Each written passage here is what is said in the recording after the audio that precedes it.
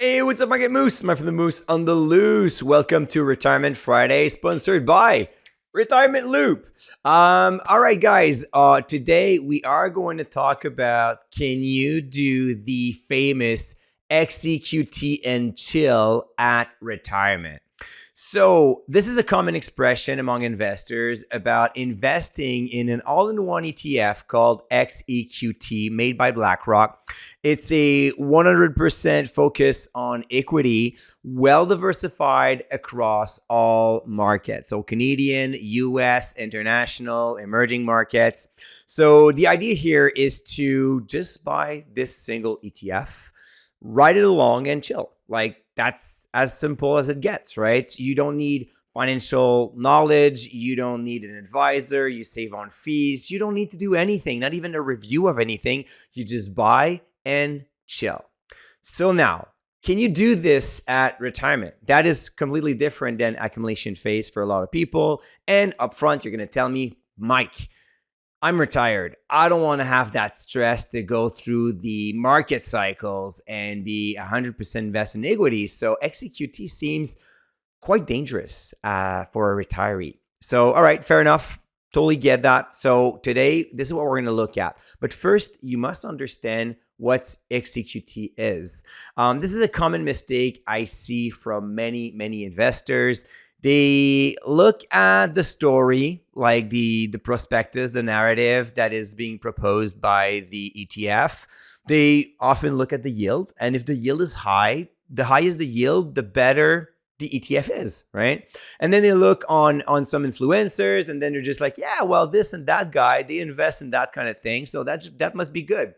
And that is considered as being doing their due diligence. The problem is still, Peter Lynch said it several years ago, but I keep repeating it. Know what you own and why you own it. So XEQT is an all-in-one ETF. An all-in-one ETF is basically an ETF regrouping ETFs. So you have in this one, roughly 30% exposure to the US market. You have another 25% exposed to the TSX, the Canadian market, then 25% international, another 13% for total US market. So overall, almost 45% US stocks, and then another 5% into emerging markets. So the all-in-one ETF will invest in 5 different individual ETFs to cover all grounds.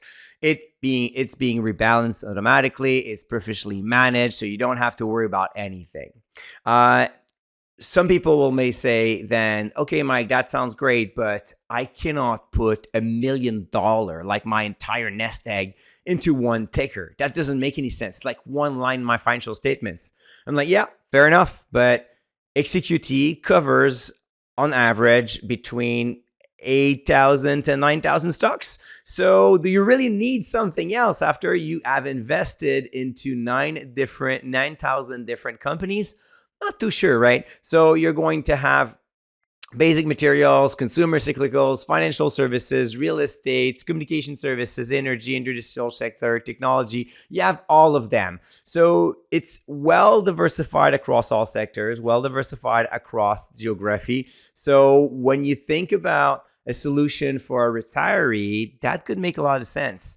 As you get older, maybe you're not going to be that interested in managing your portfolio. Maybe you're going to find daunting to track and monitor quarterly earnings, even though we do this for you at DSR Pro.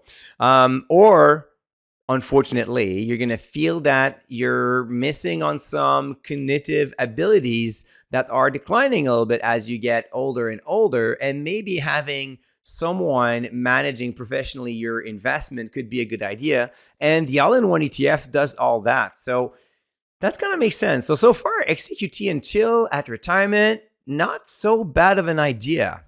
Now, the other thing is returns, right? So how does it compare to other benchmark or anything else? Well, if you go on BlackRock website, you're going to see all the average and the cumulative returns and returns per calendar year. So the 1 year is at 16%, the 3 years at almost 17, 5 years at 13.6, since inception, 12.75. So we could say not too bad in terms of returns. Not the best one, not the worst one. Of course, it's going to underperform a little bit the S&P 500 because it's not just invested in the US market.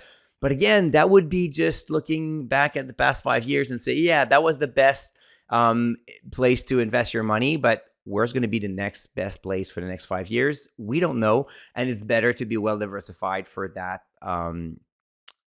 reason. Now, the biggest problem, though, of course, if you invest 100% in equities at retirement is you're going to go through a lot of volatility. And if you're withdrawing money from that fund, that ETF, it may comes into some problem and you're not going to chill that much. And I totally get that. First, know that BlackRock and Vanguard does the same thing. By the way, this show is not sponsored by BlackRock at all. I did not get any money from them.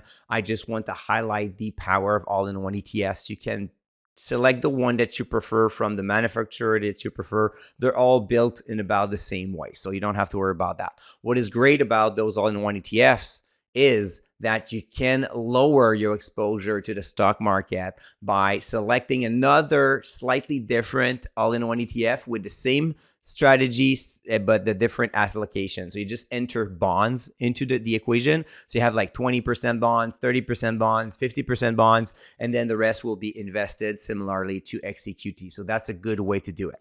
But let's end up this show with the ultimate test.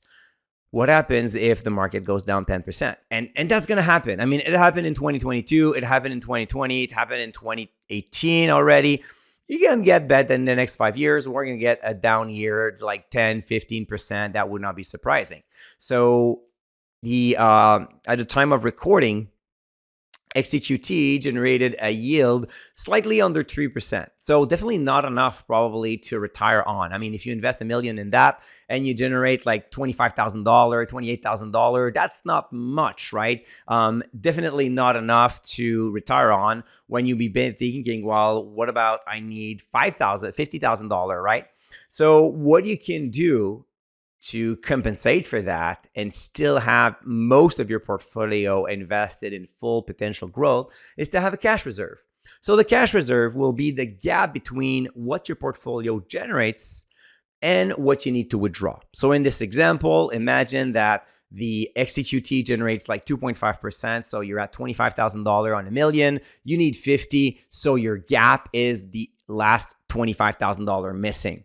If you invest 3 times that amount, so $75,000 into a cash reserve, so cash wedge, it could be like an high interest rate savings account. It could be an ESA ETF, could be like a small bond ladder. You pick the vehicle of your choice.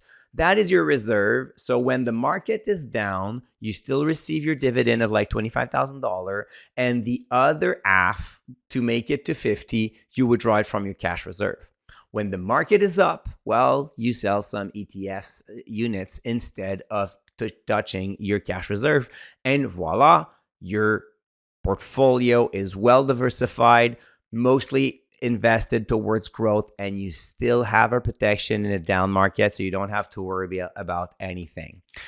So to go back to that question, can you XEQT and chill at retirement? I think it's definitely feasible. Actually, this is my plan if I ever have to pass away before my wife, or if I see that my cognitive abilities are slowing down once I retire later down the road, hopefully in like 50 years from now. But the point is, the day that I will not be able to manage my portfolio of dividend growth stocks, I will put everything into XEQT, and I will just tell my wife, whenever you need money, you either take it from the cash reserve when the portfolio is down, and when the portfolio is up, you sell units. As simple as that. You don't need to reinvent the entire investment playbook.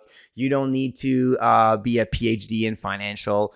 You only need your portfolio in an all-in-one ETF plus a cash reserve and a simple plan. It's up, you sell shares. It's down, you take the cash reserve, and then boom, you're set for retirement. All right, Moose, I hope that you have enjoyed this one. We are going to talk about Dollarama next Monday. You don't want to miss this one. Can the growth continue for this dollar store? All right, have yourself a great weekend. And until then, don't forget to stay invested.